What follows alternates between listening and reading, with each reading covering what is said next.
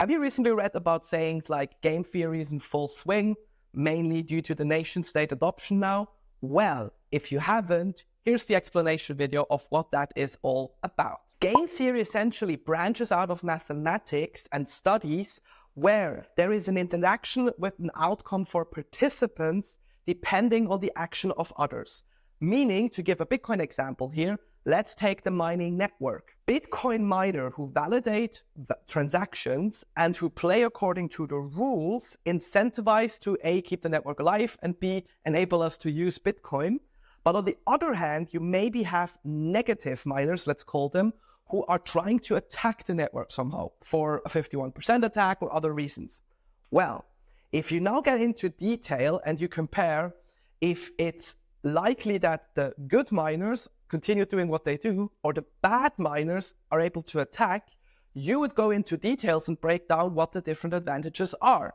With the bad miners, for example, currently they would need to allocate most of Earth's capital towards the energy markets and towards buying and accumulating large sums of ASICs and machines to mine, attack the network in that sense, and if they're lucky, it's a zero-sum game. And on the other hand, if you, let's say, spend $1 trillion for all of the gear and the main attack, and if you would have just used that gear instead of attacking to actually be part of the network and mine, you would probably have a much higher reward.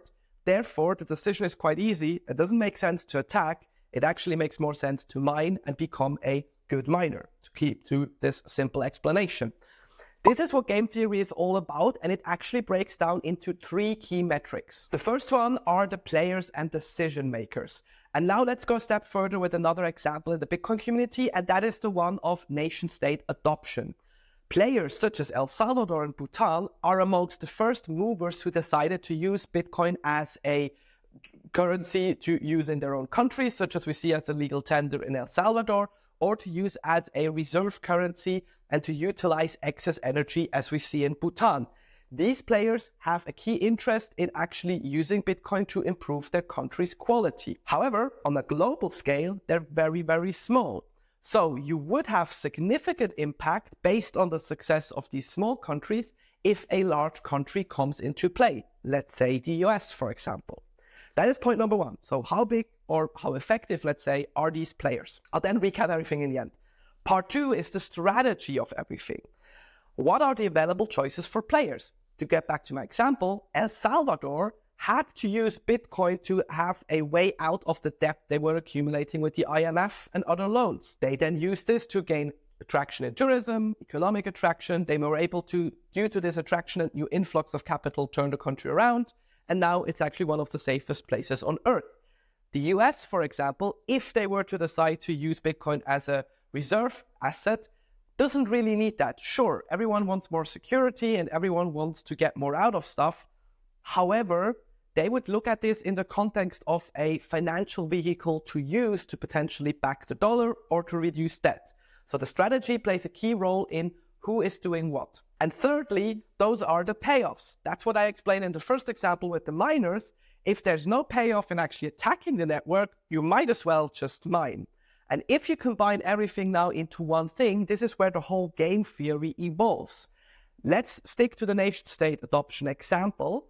If key decision makers like the US, who are a big economy, arguably the biggest in the world, they're always fighting around with Russia, China, and obviously other economic zones such as the EU. However, they're the biggest one out there. They also have the world reserve currency.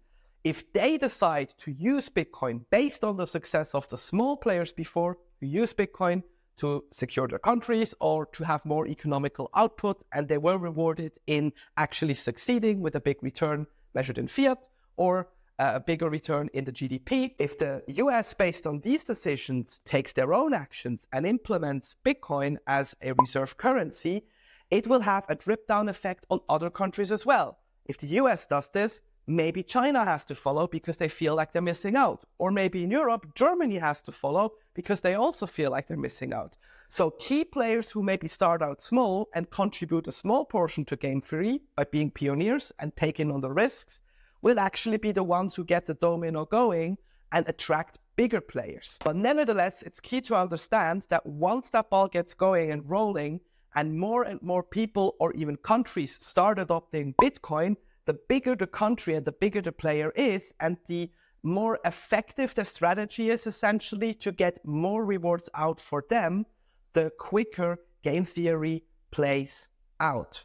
In Bitcoin terms, this means if a big country adopts Bitcoin and small ones follow, we end up in hyper-Bitcoinization and more countries using it as an effective currency or a reserve currency. That's up to debate and takes a bit of time how long we evolve there. What do you think? Is game theory an essential part of Bitcoin? If so, and you have other examples, let me know in the comment below. And if this is your first time where you've heard of this stuff, don't worry, I've got more like these videos in the pipeline and already on our channel. So all you need to do is to subscribe and activate the notification bell to never miss another video.